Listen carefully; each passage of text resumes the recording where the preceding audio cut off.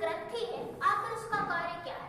तो मानव शरीर में वे छोटी छोटी सी थैलियां या फिर कहें मांसपेशीय संरचना जो किसी न किसी चीज का उत्पादन करती है, जैसे रस, एंजाइम और हार्मोन्स। तो ग्रंथियां केवल 3 चीजें ही बनाती हैं, रस में ही पाए जाते हैं एंजाइम और हार्मोन्स। अब जो ग्रंथियां हार्मोन्स को बनाए वह कहलाती हैं अंतःस्रावी, और वे ग्रंथियां जो रस और एंजाइम बनाए वो कहलाती हैं बाह्यस्रावी, और जो तीनों चीज का निर्माण करें वो होती हैं मिश्रित। अर्थात ऐसी ग्रंथि जो रस भी बनाए, एंजाइम भी बनाए और हार्मोन्स भी बनाए, तो उसे हम मिश्रित नाम दे देंगे। अब पहले हम अंतःस्रावी और बाह्यस्रावी में अंतर समझें। अंतःस्रावी का मतलब है कि अगर कोई ग्रंथि इस आकार में है और उसने किसी भी चीज का निर्माण किया तो वह अपने ही पास रखेगी, या फिर कहें वह अपने ही अंदर रखेगी, तो क्या हो गई अंतःस्रावी। बाहर निकालने के लिए उसमें कोई सिस्टम ही नहीं है, तो अंतःस्रावी ग्रंथि हो गई। बाह्यस्रावी ग्रंथियां जिस चीज का निर्माण करें, मान लो यही ग्रंथि अगर बाह्यस्रावी है और उसने कुछ भी बनाया, तो यह कुछ भी निकालने के लिए, उसे बाहर निकालने के लिए इसमें नलिकाएं पाई जाएगी, तो वो बाह्यस्रावी ग्रंथि हो गई। क्योंकि अगर यह रस और एंजाइम बनाएगी तो नलिकाओं के माध्यम से उसे बाहर निकाल देगी, अर्थात इसका नाम हो गया बाह्यस्रावी। और जो बाहर ना निकाल पाए, अंदर ही रखे, तो हो गई अंतःस्रावी। अंतःस्रावी बनाएंगी हार्मोन्स और बाह्यस्रावी बनाएंगी रस और एंजाइम। अब पहले हम बाह्यस्रावी ग्रंथियों को पढ़ लें।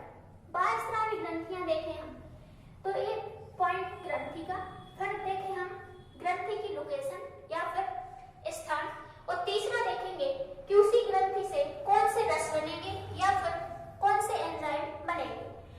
तो हमारी जो बाह्यस्रावी ग्रंथि है उसमें सबसे पहले है लेक्राइमल, अर्थात लेक्राइमल आपने आंखों से संबंधित पढ़ा हुआ। लेक्मी का काजल आप कहाँ लगाते? आंखों में। लेक्राइमल को हिंदी में कहा जाता है आश्रु ग्रंथि, अर्थात ऐसी ग्रंथि जो हमारे आंसुओं का निर्माण करे। अब उस ग्रंथि ने आंसुओं का निर्माण तो किया, तो क्या आंसू अपने ही पास रखे? नहीं, उसने आंसू बाहर निकाले, अर्थात लेक्राइमल ग्रंथि बाह्यस्रावी ग्रंथि है। तो पहली ग्रंथि है लेक्राइमल या फिर कह दें आंसू। यह क्या बनाएगी? आंसू बनाएगी। इससे क्या निकलेंगे? आंसू।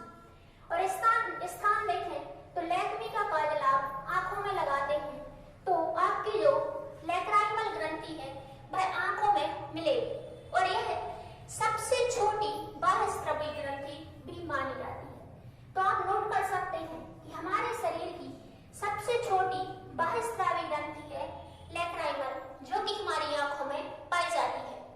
दूसरी देखें सेरेमिन। क्या है? सेरेमिन। जो ग्रंथियों का यह क्रम है, यह हमारे शरीर के अकॉर्डिंग ऊपर से नीचे की ओर लिखा हुआ है। सबसे पहले हम शरीर में देखें तो बाह्यस्रावी आंखों में मिलेगी, आंखों के बाद कानों में। तो कानों में जो ग्रंथि मिलती है उसका नाम है सेरेमिन।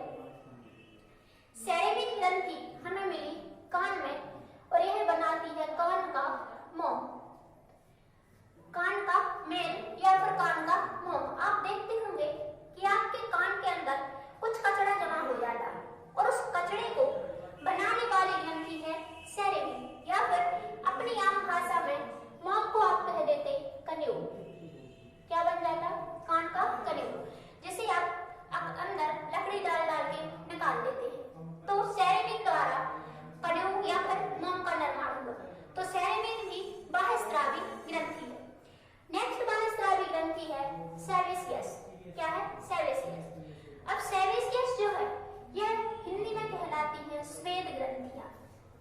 स्वेद का मतलब होता है पसीना। क्या है? पसीना, अर्थात हमारे शरीर की वे ग्रंथियां जो पसीने का निर्माण करें। तो स्वेद ग्रंथियां पसीना बनाएंगी। हमारे शरीर में जहां जहां पर भी पसीना बनता है वहां वहां पर स्वेद ग्रंथियां पाई जाती हैं। तो स्वेद ग्रंथियां शरीर की सभी भागों में पाई जाती है, अर्थात हम लिख सकते हैं त्वचा।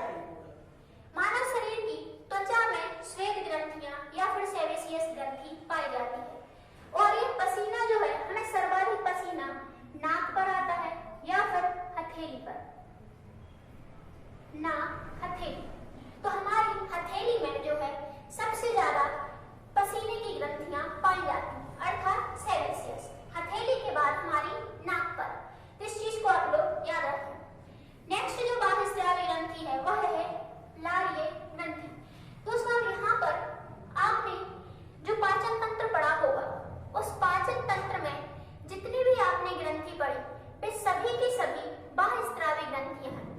जैसे पाचन तंत्र में आपने पढ़ा होगा पाचन की शुरुआत मुख से होती है और मुख गुहा में हमें लार ग्रंथि मिलती है, तो वही लार ग्रंथि है कि यह बाह्यस्रावी ग्रंथि है। तो आप इसके लिए पाचन तंत्र वाला वीडियो देख लेंगे तो आपको सभी अच्छे से रस और एंजाइम भी क्लियर हो जाएंगे, जिसकी लिंक भी डिस्क्रिप्शन में है।